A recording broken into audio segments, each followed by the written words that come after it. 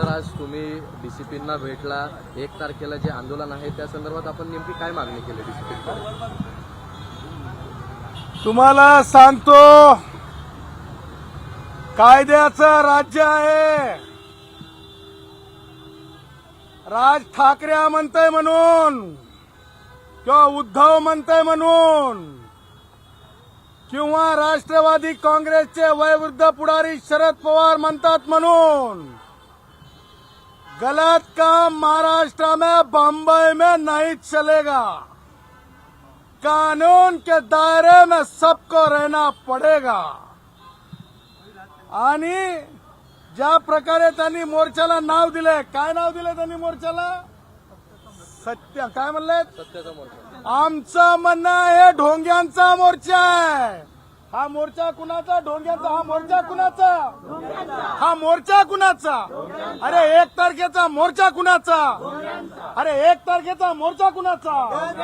हा ढोंग्यांचा मोर्चा आहे. हा लबाडांचा मोर्चा आहे. हा बहुरुपयांचा मोर्चा आहे. हे फसवा फसवीचा मोर्चा आहे. आणि म्हणून ह्या ढोंग्यांनी जे आहे, इतरांना ज्याप्रमाणे कायदे लागू आहेत, मोर्चे असेल, धरणे असतील, निदर्शनं असतील, मग इतर म्हणजे कोण?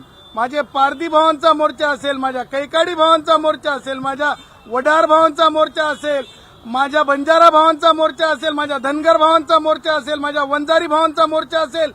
त्याचबरोबर तुम्हाला सांगतो, माझ्या कुडमुड्या जोशी ब्राह्मणांचा मोर्चा असेल. त्यांना जो नियम आहे तोच शरद पवारच्या मोर्चाला, उद्धवच्या, राज ठाकरेच्या मोर्चाला असला पाहिजे. ते हे काही कायद्यापेक्षा मोठे नाहीत. आझाद मैदान ठिकाण ठरवून दिलेलं आहे उच्च न्यायालयाने. त्याच्या व्यतिरिक्त मोर्चा दुसरीकडून निघू शकत नाही. आणि जर कायद्याचा भंग करणार असतील तर तातडीने त्यांच्यावर कारवाई करण्यात यावी. याकरिता आज आम्ही माननीय डीसीपी झोन 1 मुंडे साहेबांना, त्याचबरोबर पोलीस आयुक्तांना, त्याचबरोबर राज्य सरकारला जे आहे आम्ही तक्रारी दाखल केलेल्या आहेत. आणि हे तक्रारी दाखल करत असताना आम्ही महत्वाची एक गोष्ट याच्यात नमूद केलेली आहे. ती ही आहे, शरद पवारांच्या या वयामध्ये शरद पवार हे भारताचे म्हणजे कोणते कोणते मंत्री होते? ते कृषी मंत्री होते, परत महाराष्ट्राचे मुख्यमंत्री होते, संरक्षण मंत्री होते. शरद पवारांना एवढं उलगडू नये, एवढं सुचू नये. राज ठाकरे तर जाऊ द्या, कशातच नव्हता. इकडं तिकडं म्हणजे राजकारणामध्ये हातचाला एक आहे ते राज ठाकरे. त्या राज ठाकरेबद्दल मला म्हणायचं नाही, पण शरद पवारला सुचू नये. शरद पवार, मला सांगा, तुम्हीच होते ना, तुमचे लोक ईडीच्या कार्यालयावर जाणार होते. मी लाईव्ह येऊन बोललो होतो, जाता येणार नाही. मुंबई पोलीस आयुक्तांना विनंती केली होती, मोर्चा नेता येणार नाही. लोकसेवा आयोग असेल, त्याचबरोबर आता विद्यमान जो आयोग आहे, ज्याला आपण निवडणूक आयोग म्हणतो, त्या निवडणूक आयोगावर मोर्चाच नेता येत नाही. त्याचबरोबर उच्च न्यायालय, सर्वोच्च न्यायालयावर मोर्चा नेता येत नाही.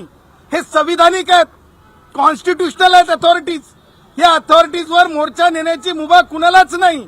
उद्याच्याला जर तुम्ही म्हणले नाही, आम्ही त्या उद्धव ठाकरेचा तो संजू बाबा म्हणला नाही, सुप्रीम कोर्टामधून निशाणीसाठीचं जी केस आहे, शिवसेनेची केस आहे, आम्ही तिकडे वळू, असं वळवता येत नाही, वळता येत नाही. संजू, नुसतं बघ, बोलून चालत नाही. कायद्याचा भंग करता कामा नाही. संपादक किती दर्जाचा, सुमार दर्जाचा, त्याच्यावर आम्हाला बोलायचं नाही.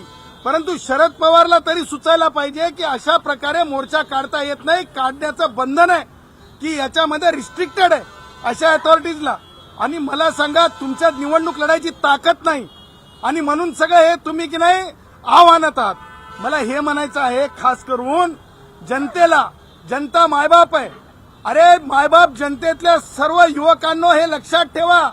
हेच शरद पवार आणि हेच ते संजू बाबा हे बोंबलत गेले. नगरपालिकेच्या निवडणुका, जिल्हा परिषदच्या निवडणुका लावा म्हणून बोंबलायचे. हे पाहिजे निवडणूक, पाहिजे निवडणूक. सुप्रीम कोर्टाने सांगितलं निवडणुका घ्या.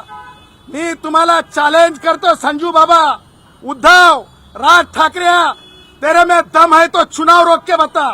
राज ठाकरे, तेरे में दम है तो चुनाव रोक के बता. राज ठाकरे, तेरे में दम है तो चुनाव रोक के बता. आणि म्हणून निवडणूक तर होणार का? जिल्हा परिषदेमध्ये आज लोकप्रतिनिधींचं नसल्यामुळे लोकांची कामं अडतात. नगरपालिकांमध्ये, महापालिकांमध्ये मला असं वाटायला मुंबई महापालिकेमध्ये उद्धवचा सुपडा साफ होणार आहे. दोघं भाऊ हातात बांधून सुद्धा हातात रिकामे जाणार आहेत. आणि म्हणून मग मला असं वाटतं की ज्या जुन्या केसेस आहेत कोणत्या कोविडमधल्या त्या चौकशावर येतील म्हणून आता निवडणूकच नको म्हणायला लागलेत. आणि म्हणून निवडणुका होणार आहेत. कायद्यापेक्षा मोठे नसल्यामुळे यांना कायदेसंमत यांनी विनंती करून ठरलेलं ठिकाण अधोरेखित करून द्यावं अशी विनंती जर यांनी कायदा संमत असेल तर यांना द्यावं. अन्यथा कायदा संमत नसलेल्या बाबींकरिता मोर्चा काढता येणार नाही. कारण मोर्चा हा भुकेसाठी आहे का? मोर्चा हा ओल्या दुष्काळासाठी आहे का? मोर्चा हा बेरोजगारीसाठी आहे का? अरे हे की नाही हे दळभद्री मोर्चा कशासाठी काढत आहेत? उद्या मृत्यू आहे दिसतंय तर आजपासून गवरायला लागलेत. हे निवडणुकीमध्ये हारणार आहेत. यांची राख होणार आहे, माती होणार आहे. म्हणून अगोदरच गौरण सुरू केलं, आम्ही उद्या मरणार आहोत रे, आम्ही उद्या मरणार आहोत रे म्हणून. आणि म्हणून यांच्यावर कायदेशीर कारवाई करावी. यांना काही तशा प्रकारचं करू देऊ नये. कारण टॅक्सीवाल्याचं पोट आहे, त्याच्याच बरोबर दिहाडी मजुराचं पोट आहे, व्यावसायिकाचं पोट आहे. जीडीपीला धक्का लागू शकतो. फॅशन स्ट्रीटमध्ये देशातले लोक शॉपिंगसाठी येतात. त्यांच्या रोटी कपडा मकान जो त्यातून चालतो चट्टी रोटी त्याच्यावर असर होऊ शकतो. जरंग्याच्या केसमध्ये स्पष्टपणे काय सांगितलं होतं माननीय उच्च न्यायालयाने? मोर्चे ठरलेल्या ठिकाणी होऊ शकतात, त्याच्या व्यतिरिक्त होऊ शकत नाहीत. और शरद पवार, उद्धव, राज ठाकरे तुम लाड साहब नहीं हो. शरद पवार, उद्धव, राज ठाकरे तुम लाड साहब नहीं हो. आणि लाड साहेब नावाची पद आता संविधानात नसल्यामुळे जे माझ्या पारधी भावाला लागू आहे तेच तुम्हाला लागू आहे. आणि म्हणून असं असंविधानिक बेकायदेशीर कायदाबाह्य मोर्चा तर यांना काढू देऊ नये. आणि जर यांनी काढण्याची परवानगी मागितली आणि कायदा संमत असेल तर आझाद मैदानाच्या बाहेर जर हे कुरकुर करू लागले, दुरडूर करू लागले तर यांच्या कायदेशीर मुचक्या बांधा असं आम्ही या तक्रारींमध्ये म्हटलंय.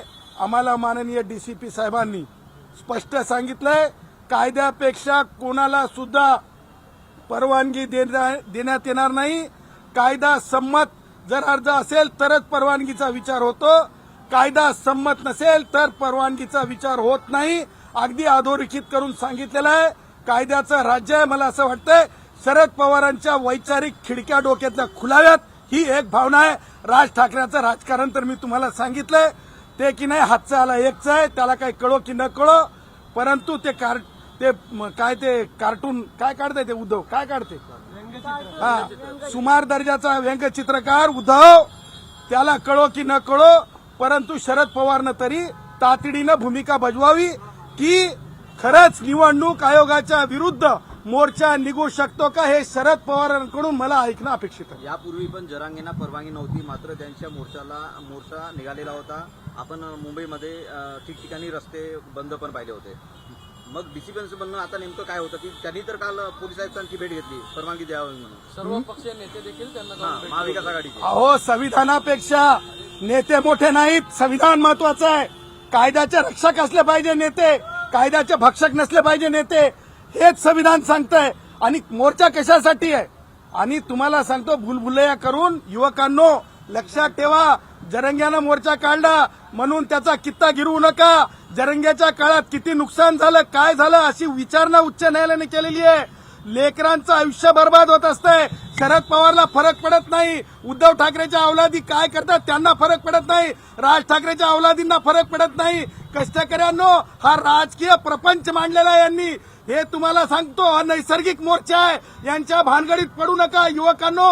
यांच्या मोर्चाला पाठ फिरवा. अत्यंत नालायक विचाराचा मोर्चा आहे. या देशातल्या संविधानाच्या विरुद्ध हा मोर्चा आहे. संविधानाच्या विरुद्ध संविधानाला मोडीत काढणारा मोर्चा आहे असं आमचं स्पष्ट भूमिका आहे. तर तुम्ही डीसीपीची भेट घेतली, त्यांनी जे न्यायसंगत असेल ते करू किंवा परवानगी जे योग्य असेल तशा प्रकारे देऊ असं म्हटलंय. तर जर 1 तारखेला राज ठाकरेंचा मोर्चा निघतोय, तुम्ही अडवणार? मी तुम्हाला सांगतो भारताचं संविधान हे जरंग्यानं बघितलंय. जरंग्याला 3 वाजता गोधडी गुंडाळून जावं लागलं होतं.